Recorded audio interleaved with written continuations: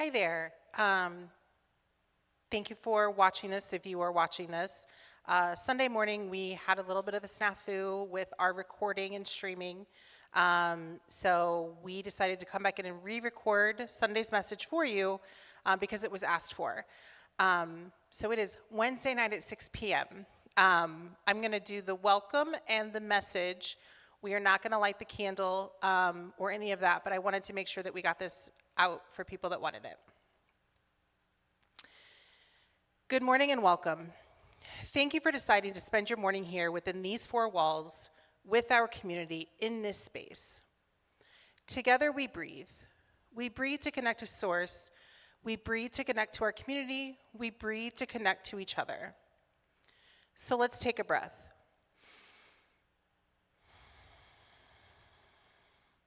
That felt good. Let's take one more.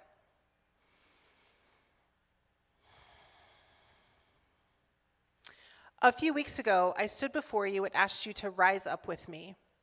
I asked you to fight. Today, I'm going to challenge each and every one of you to join a fight with me. To do that, taking breaths together will be needed, wanted, and unknowingly powerful. So let's take a breath together once more. In this space within these walls, we light a candle to signal an eternal flame inside each of us that we want to grow. Today, I am lighting a candle to signify the eternal flame that is coming out within me, and I hope is coming out in you. It is a flame that I am actively fanning so it doesn't die out. I am actively feeding it so I can have what it needs to continue to burn. So it can have what it needs to continue to burn. It is the flame that started as a very young child when I spoke up that I am now nurturing so other voices can be heard. Our service today may be a bit different, or it may not, unsure yet as this piece was written first. We will journey together through some of my story, some of history's story, and some of where I'm asking us to go. We are in a time that is calling for us to fight. And I want to fight alongside you in these walls and outside these walls. Together we can do it if we breathe, hold ourselves in service to community, and allow ourselves the place to not always be okay. That being said, please greet your neighbors in the way only we do. I told someone this last week that I don't always want to greet people on Sunday morning. If this is you, come stand over by me. We can be in community together with no one asking us questions. If it helps, I can grab drawing stuff so we can pretend to be busy until it is time to come back together. I'm really good at this. My child does not need me to walk her to youth sangha, guys. I'm holding extra time for this today as I think it is a sacred and a large part of who we are. But if this does not feel great to you, come see me over there. So find a new face and offer a smile, a handshake, or even a hug. The youth may depart for youth sangha after they've greeted someone, even if it's just a friend of theirs. Sometimes we say the youth can stay, and they absolutely can, but today may be a hard message for some of them.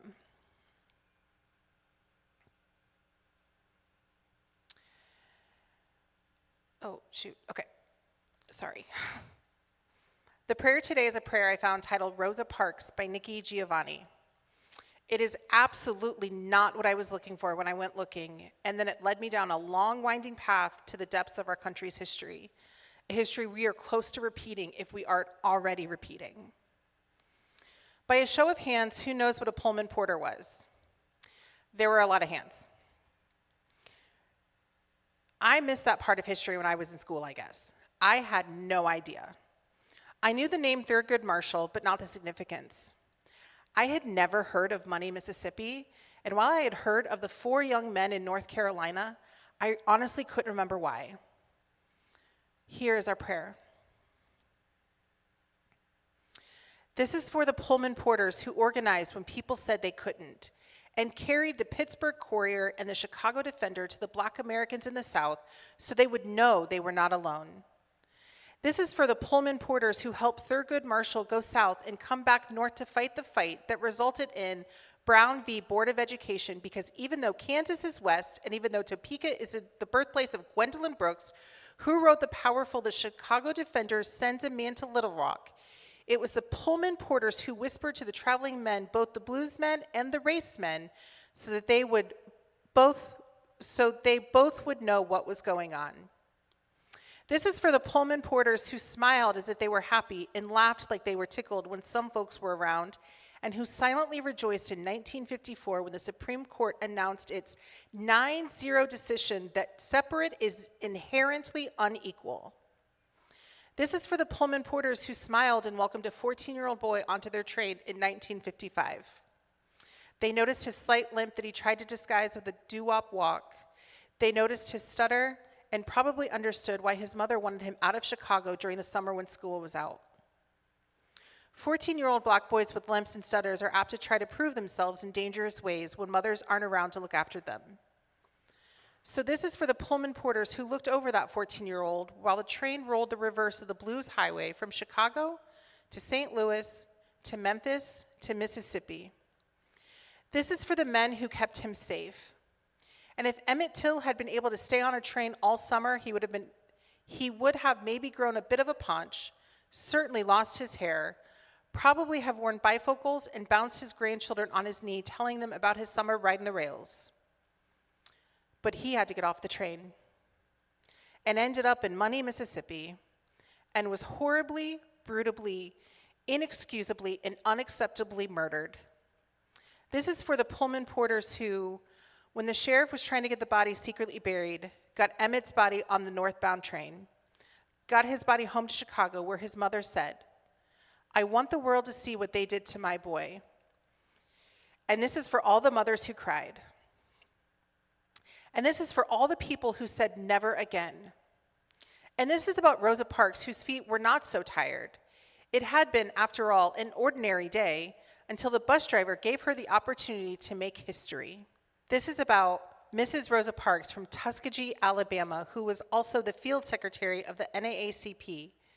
This is about the moment Rosa Parks shouldered her cross, put her worldly goods aside, was willing to sacrifice her life so that that young man in Money, Mississippi, who had been so well protected by the Pullman porters, would not have died in vain. When Mrs. Rosa Parks said no, a passionate movement was begun. No longer would there be a reliance on the law. There was a higher law. When Mrs. Parks brought that light of hers to expose the evil of the system, the sun came and rested on her shoulders, bringing the heat and the light of truth. Others would follow Mrs. Parks. 4 young men in Greensboro, North Carolina, would also say no. Great voices would be raised singing the praises of God and exhorting us to forgive those who trespass against us. But it was the Pullman porters who safely got Emmett to his granduncle, and it was Mrs. Rosa Parks who could not stand that death. And in not being able to stand it, she sat back down. Rosa Parks was not the first black person to refuse to move seats on the bus for a white person and subsequently arrested. She was just the one that became the face of the movement. Because I want to be intentional with our history as a church, I think it is important to be intentional about our history as a nation. Claudette Colvin, at the age of 15, was arrested 9 months before Rosa Parks, and her case helped the desegregation of buses. Now, I did technically get this information from Wikipedia, but it got verified by another source. Because Ms. Colvin was young, unmarried, and became pregnant after her arrest, she was unable to be the face of the movement. She would not have stood a chance. But she continued to fight for the civil rights for black people. Mrs. Rosa Parks did not set out to be the face of the movement, and even said that if she had known that James Blake, who she had already had a problem with, was the bus driver, she would not have gotten on the bus. Please hear that again. She would not have gotten on the bus. She is the face of the Montgomery bus boycott, and she would not have gotten on the bus that fateful day. How many times have you and I made the decision to not get on the bus? There have been times in my life where I have decided to not get on the bus, and times in my life where I wanted to get on the bus and didn't know how. I remember being in the 8th grade and a friend of mine breaking up with another friend of mine because of the color of his skin, and her daddy told her she had to. I was so angry I was being held back in the hallway, and if you know me, you know I do not fight with fists. but I was angry. I had been raised to believe we were all equal and the color of our skin didn't matter. And then it did. That was a time in my life where I didn't know how to get on the bus I wanted to get on. I can honestly say that I don't have the answers to get on the bus all the way. But I will figure it out, and I will take some, if not all of you, with me. We will choose to get on the bus, and we will choose to continue to sit there. If I had to guess, I would assume that each and every one of us can remember a pivotal moment or moments in our life where our world irrevocably changed, either for good or bad. For me, one of the first moments I remember from my early childhood was the single most pivotal day of my life. This particular day set me on the path that I can still say started from that day. On a school day in November of 1990, I was pulled from my second grade classroom. In the hallway, sitting on a bench, was my father's widow and 2 police officers. I can tell you we sat on a wooden, backless bench that lined the hallway to the school outside of the room, but I have zero idea what the officers looked like or even if they were male or female. I don't know if my father's widow was crying or not. I don't really remember if I cried. But that was the day that I found out my baby sister had died and I was placed in foster care. What happened after that is filled with more tragedy as we were removed relatively quickly from the first foster home for neglect and placed in a temporary foster home for 2 weeks or so. Imagine, as a child, being put into a home at Christmas where you are not wanted because there wasn't anywhere else for you to go. At least that's what it felt like to me. Then, sometime the following year, like September or October, 8-year-old me was placed on the witness stand and asked to testify against her father while he was in the room. By some grace, I was allowed to see my grandparents before I had to testify, but originally was told I would not be able to see them as they were a party to the case. Imagine, an 8-year-old child is not allowed to see the family that cares about her and is made to sit on the witness stand in front of a room full of strangers and tell her story about the abuse and neglect she suffered at the hands of her father and his widow, while my father and his widow were sitting right there. We took a couple of breaks, and I remember the judge offering me breaks and water, but I sat there and I told my truth. My father and his widow were sentenced to 65 years in prison, but my father would die less than a year later. That one day in second grade is the day that my life changed forever and set me on the path that you watch me walk today. Some of you have known me a long time. I was an outlying part of the community when Yvonne was here. One of my first memories in this building is of Darren and Yvonne giving communion. A number of years later, 9 years ago now, I asked Darren to marry my husband and I. There were other people in our life that could have done it, and I had a calling to have Darren do it. Then my most recent pivotal day happened. On Christmas Day of 2021, I consciously made the decision to embark on our foster care journey. It was a journey we had started pre-COVID and put on hold, but the call was incredibly strong that day. So I took the leap, and I definitely told my husband after the fact that we were doing it. In late March of 2022, we became licensed foster parents in the state of Indiana, and a couple of weeks later, we had our first placement. It took a little bit longer for us because we only accepted siblings. Our calling was to keep them together. I told my husband that we were coming to community here because I knew the community and I knew we would be accepted. What I didn't know was exactly what I would find. I didn't know the loving, caring community I would become a part of that I cherish more and more every day.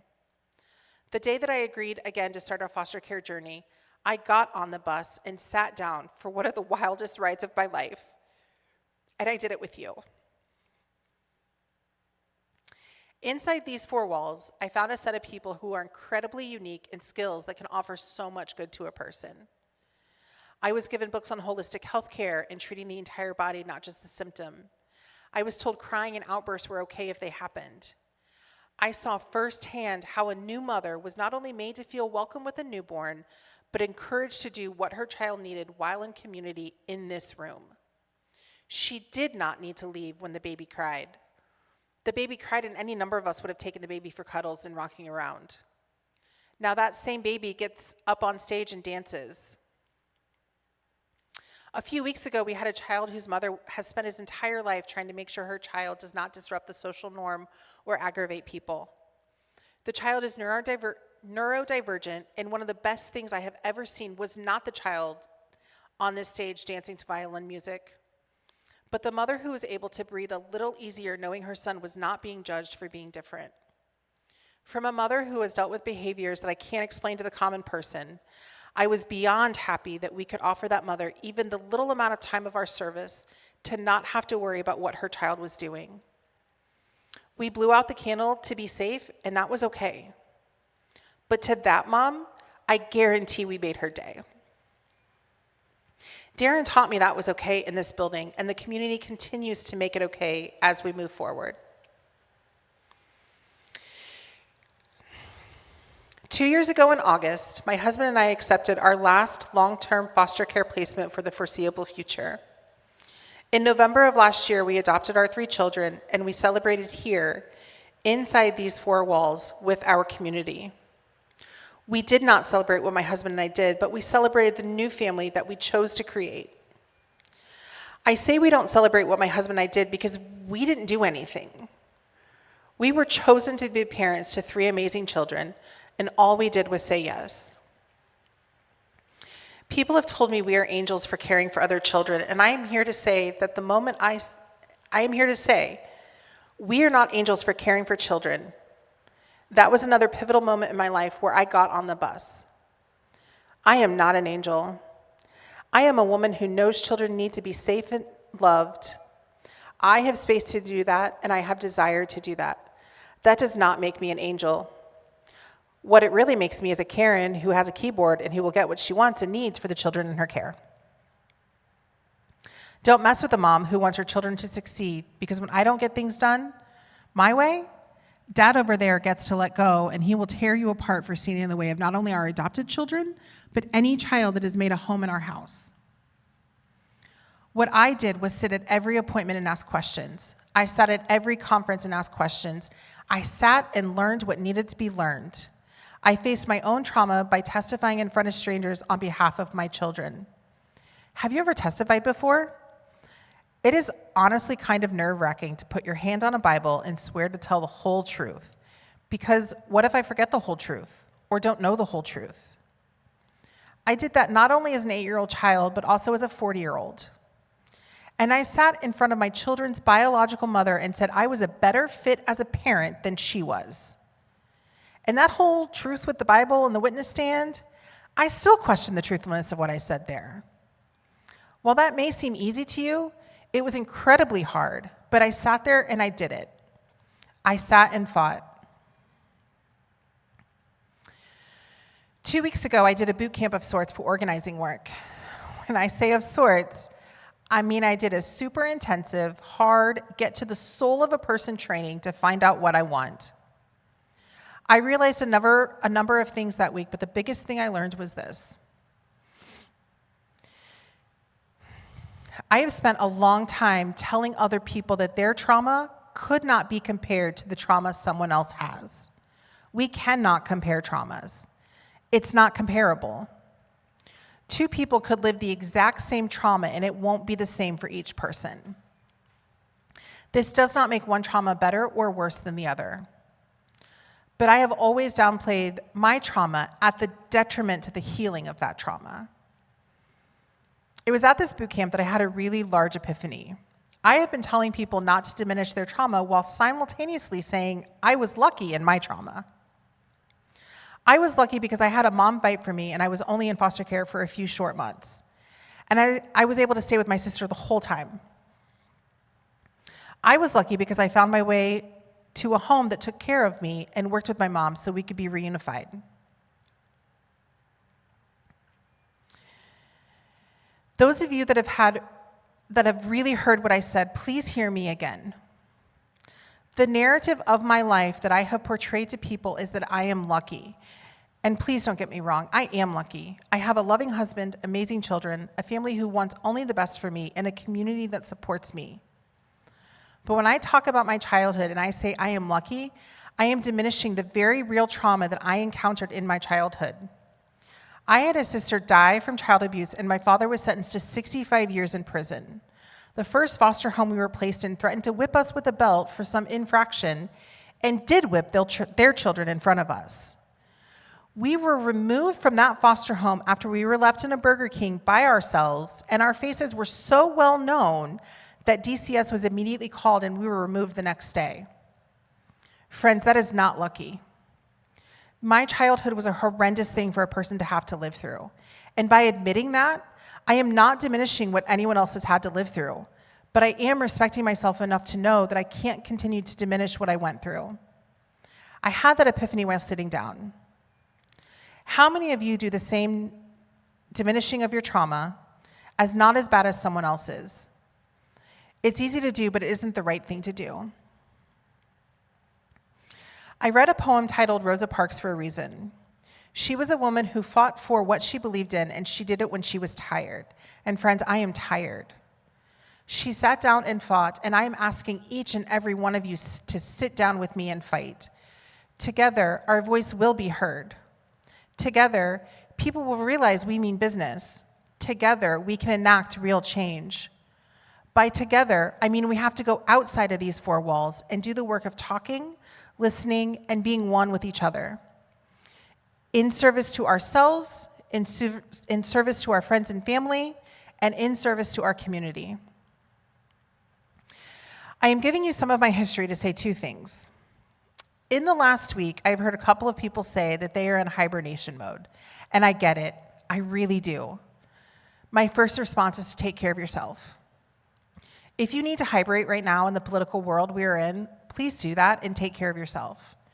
You are the expert of your own self, and it is not my job, nor anyone else's job, to tell you what you need. But I also want to say this. It is okay to bury our head sometimes. We just have to bury our head and recover our breath and then continue to fight. We have to know when to lean on our community of supporters in whatever way that looks like for our personal self in real time. For me, it may be people inside these walls, it may be my family in Florida, it may be a friend, it may be a person I've met through organizing who understands the struggle in ways that others don't. Friends, when I am talking about struggles others may not understand, I am talking about not allowing my trauma to be as important as everyone else's, or sitting in a room with a mayor who allows sexual victimization to happen while having to sit there and be civil, if not downright friendly to him, when he clearly has no clue what we are talking about and shows he has no respect for the woman at the table. I have to talk to the president of the city council as if he did not just violate a friend of mine when he had her removed by force from the city council public meeting when she was speaking her truth. I have to smile at the person who took the microphone out of my hand to tell a group of people about the deficit in the city budget, even though I can say with certainty that there wouldn't be a deficit in the city budget if you would listen to the people that elected you. Friends, IMPD spent $6 million on a drone program that the chief of police has said they do not use.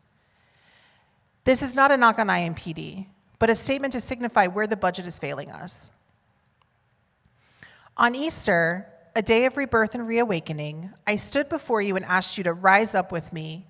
Now I am standing before you and asking you to sit down with me. We will never forget the history of our church or where our community came from, but as the world changes, so must we. That is really what I'm asking of you today. Come sit at the table, even if it is uncomfortable, and grow with me and with our community inside these walls and outside these walls. I have done some incredibly uncomfortable things in the last couple of months, and most of them started on that stupid day I told Taryn I needed to get better at public speaking, and he said, okay, go do the opening. Pivotal moment right there, friends. A few weeks ago, I was tasked with writing a 5-minute opening to an event in 30 minutes, and then I had to keep everyone on time as we moved forward in our meeting. Guys, I was an absolute nervous wreck, and someone else volunteered me for it. But I sat in that chair and I said yes to the challenge because I can't grow as a person, as a student, as a wife, mother, or leader unless I say yes. So I sat there and I said yes. And you know what happened? It did not go flawlessly. It turns out you have to turn the mic on if you want it to work. Who knew? I messed up a city council person's name. I was the person that told the city council members we were going to call them up to speak for 2 minutes and then had to make sure they stuck to their time. Guys, these are elected officials and they like to talk. It wasn't a perfect event, but it was the perfect learning opportunity that I needed that helped me get to where we are right now.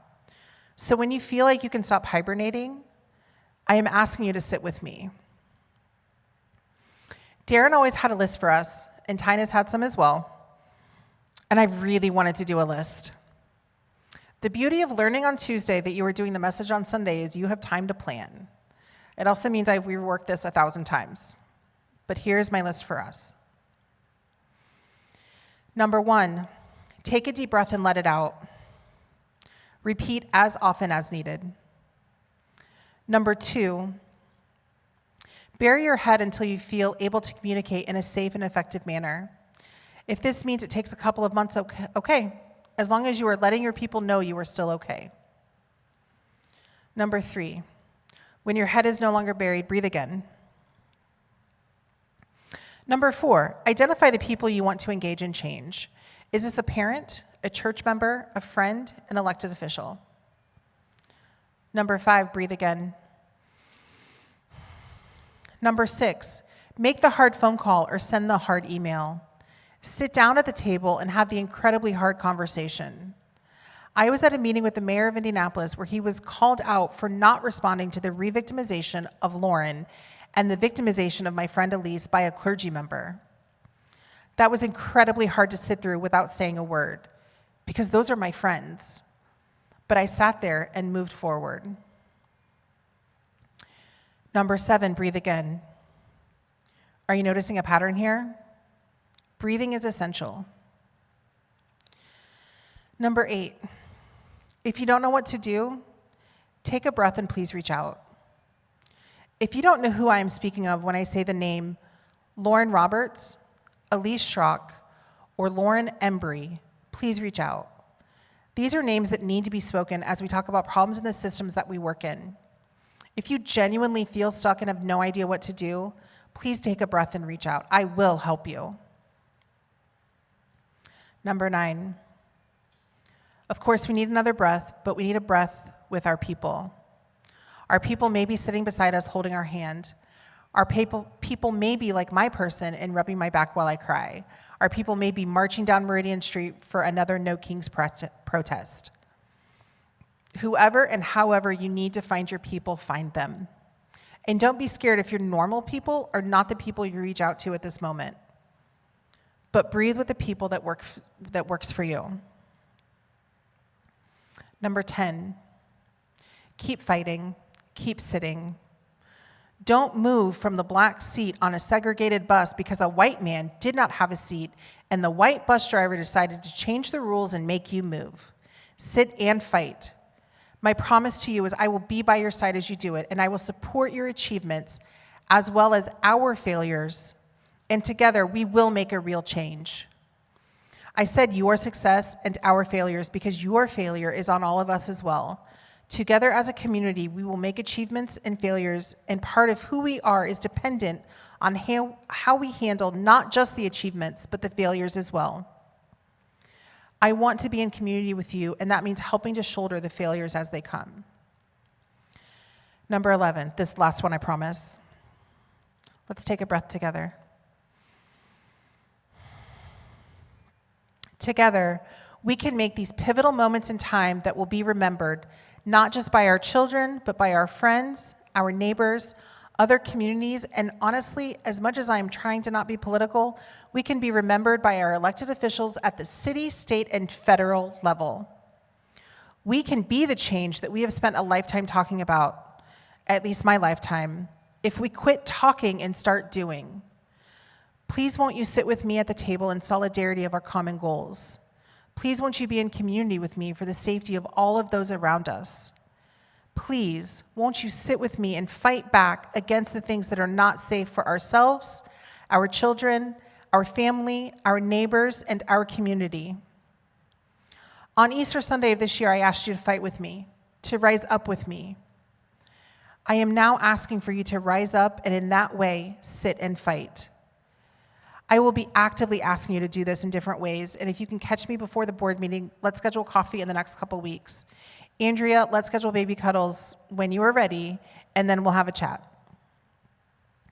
I am choosing to be in community with you as the times are changing, and I believe that we can do our best work together. So come, sit with me as we rise up.